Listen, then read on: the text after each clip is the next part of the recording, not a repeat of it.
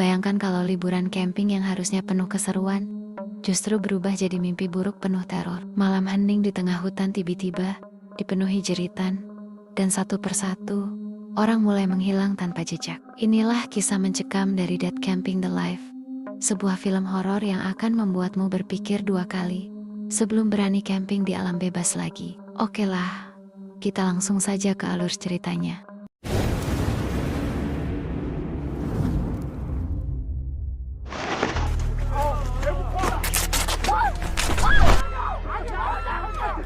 Film dimulai dengan seorang streamer survival bernama Suyun. Suyun adalah seorang streamer yang cukup populer. Dia sering membuat konten vlog tentang survival, pendakian, dan perkemahan. Dalam perjalanannya kali ini, Suyun sedang melakukan siaran langsung di kanal miliknya. Tak seperti streamer survival lainnya, Suyun memiliki keunikan dalam setiap konten yang ia buat. Dia selalu mengungkapkan lokasi berkemahnya secara real time. Suyun merasa begitu nyaman dengan suasana hutan tersebut. Ketika dirasa sudah menemukan tempat yang cocok, ia segera mendirikan sebuah tenda. Setelah selesai, Suyun pun beristirahat. Namun saat tengah bersantai, ia merasa ada seseorang di sekitar perkemahannya. Dengan perasaan was-was, Suyun memberanikan diri untuk memeriksa keadaan di luar. Ternyata tidak ada siapa di sana. Mengira itu hanya perasaannya saja, Suyun pun kembali beristirahat. Adegan kemudian berpindah pada seorang wanita yang sedang menikmati sebatang rokok. Wanita itu tidak sendirian. Ia memiliki beberapa teman. Mereka juga mempunyai sebuah kanal live stream bernama Flash TV. Mereka sangat senang ketika mengetahui ada seseorang yang sedang camping di hutan. Tanpa menunggu lama, mereka langsung bergegas menuju lokasi tersebut. Sesampainya di hutan, mereka mulai mencari orang itu.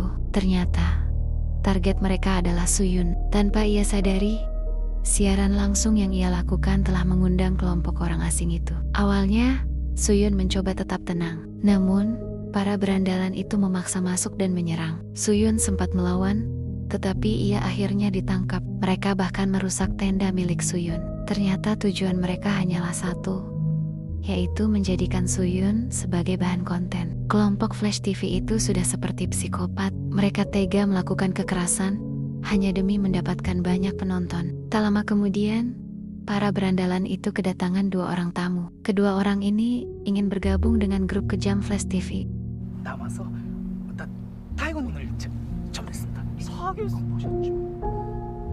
Rupanya, mereka berdualah yang sejak awal sudah mengawasi perkembangan Suyun. Setelah resmi diterima, sang ketua, sebut saja Kim, lalu menyuruh seorang pria berkacamata untuk melakukan kekerasan terhadap Suyun. Namun ternyata, Suyun tidak selemah yang mereka bayangkan. Dengan berani, Suyun melawan dengan meludahi pria berkacamata itu. Kesal, pria berkacamata lalu menampar Suyun. Suyun semakin memberontak, hingga membuat anak buah Kim kewalahan. Akhirnya, Suyun berhasil melarikan diri ke dalam hutan. Tidak tinggal diam, mereka pun mengejarnya. Suyun berlari menuju sebuah pohon. Di bawah pohon itu, Suyun telah menyimpan perlengkapannya. Rupanya, ia sudah mengantisipasi akan adanya bahaya seperti ini. Dengan cepat, ia bersiap. Suyun lalu mendandani dirinya bak seorang prajurit. Setelah persiapan selesai, ia pun berbalik dan mulai menghabisi para berandalan itu satu persatu. Para berandalan berpencar mencari Suyun. Mereka tidak tahu siapa sebenarnya Suyun ini. Pertarungan Suyun dimulai dari pria berkacamata. Tanpa sengaja,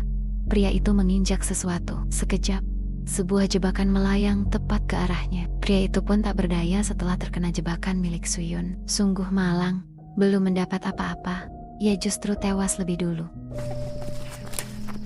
Target selanjutnya adalah si kameramen.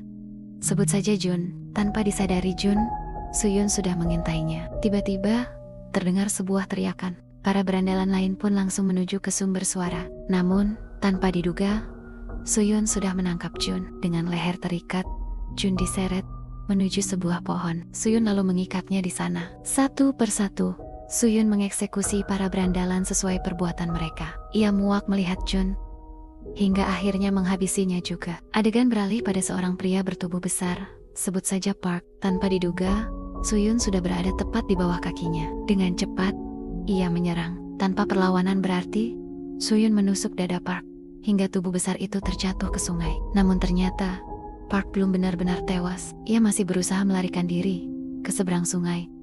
Saat tertangkap, Suyun tanpa ampun merajam Park hingga tewas. Setibanya Kim di lokasi, ia menemukan Jun sudah tak bernyawa, dalam keadaan mengenaskan. Adegan beralih ketika Suyun hendak menyerang si topeng badut, sebut saja Jin. Namun aksinya digagalkan oleh si gendut bernama Dong. Pertarungan Suyun melawan Dong pun dimulai. Dengan bermodal kayu runcing, Suyun berhasil mengalahkan Dong. Dong tewas karena tidak kuat menahan tusukan di perutnya. Jin pun ketakutan melihat sahabatnya mati di depan mata. Siapa sangka, Suyun yang dikenal sebagai streamer terkenal, ternyata adalah seorang anggota tentara. Ia begitu akrab dengan seorang jenderal yang sudah dianggapnya seperti ayah sendiri. Adegan beralih. Suyun menangis di sebuah pemakaman. Ia meratapi kematian adiknya, yang juga seorang vlogger seperti dirinya. Namun nasib tragis menimpa sang adik. Setelah melakukan perjalanan di sebuah hutan, parahnya,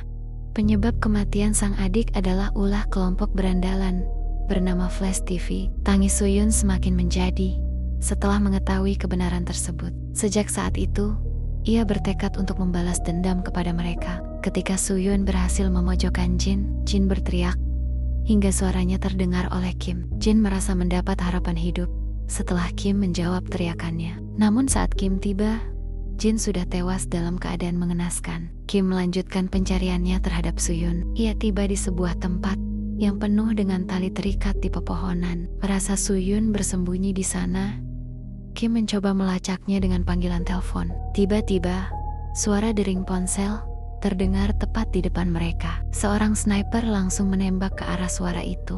Namun ternyata, ponsel tersebut hanyalah pengalihan perhatian. Tak mau kalah, Kim merebut senapan milik sniper itu. Ia menodongkannya tepat ke kepala sniper. Sadar bahwa Suyun sudah berhasil menyandera wanita itu.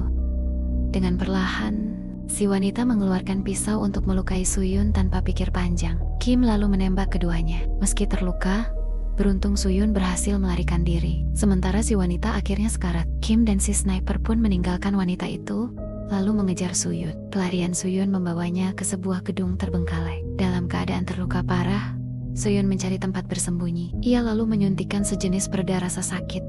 Sebelum akhirnya pingsan, di alam bawah sadarnya, Suyun teringat kebersamaannya dengan sang adik di masa lalu. Sebelumnya, untuk berjaga-jaga sebelum para berandalan datang, Suyun sudah memasang banyak jebakan di dalam hutan. Setiap lokasi jebakan telah ia tandai dengan tali berwarna putih. Terbukti, satu persatu berandalan tewas di lokasi yang sudah ditandai. Dari sini, terlihat kematian para berandalan festival sebenarnya sudah direncanakan dengan baik oleh Suyun.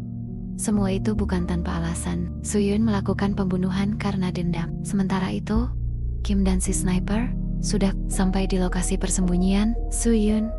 Mereka berdua mulai memeriksa setiap tempat. Lalu, mereka memeriksa 2 titik yang berisi tumpukan kayu. Posisi mereka kini semakin dekat dengan Suyun yang masih belum sadar. Kim akhirnya menemukan Suyun dan langsung menembaknya. Beruntung, Suyun berhasil menghindar. Tak tinggal diam, Suyun membalas dengan menerjang Kim hingga membuatnya jatuh pingsan. Kemudian, pertarungan sengit antara Suyun dan si sniper pun terjadi. Dengan tangan kosong, mereka saling berkelahi. Keduanya imbang, saling jatuh dan menjatuhkan. Namun Suyun lebih unggul. Ia berhasil mematahkan tangan si sniper hingga lawannya tak berdaya. Akhirnya Suyun mengeksekusi sniper itu dengan merajamnya sampai tewas kehabisan darah. Kini hanya Kim yang tersisa. Saat terbangun dari pingsannya, Kim mendapati Suyun sudah berdiri di depannya. Ketakutan menyelimuti wajah Kim saat Suyun perlahan berjalan ke arahnya. Suyun lalu melukai tangan Kim. Dengan wajah pasrah, Kim sudah menerima nasibnya. Tanpa ragu, Suyun menancapkan pisau tepat di jantung Kim, sambil mengingatkan Kim tentang adiknya yang dulu tewas akibat ulah Kim dan teman-temannya. Suyun terus menghujamkan pisau. Kim hanya bisa pasrah saat dadanya dibelah. Hingga akhirnya, Kim pun sekarat. Hutang nyawa terbalas dengan nyawa, dan film pun berakhir.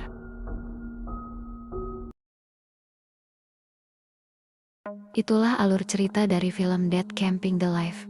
Sebuah kisah survival horror yang penuh ketegangan, pengkhianatan, dan misteri di balik sebuah live streaming. Film ini bukan hanya menampilkan pertarungan hidup dan mati di tengah hutan, tapi juga bagaimana obsesi terhadap popularitas bisa berakhir tragis. Jadi, menurut kalian, Apakah Soyeon benar-benar bisa selamat? Atau justru semua ini hanyalah awal dari mimpi buruk yang lebih besar? Kalau kalian suka dengan konten ini, jangan lupa tinggalkan komentar, like, dan share ke teman kalian, biar makin banyak yang ikut merasakan tegangnya cerita ini. Sampai jumpa di alur cerita film berikutnya.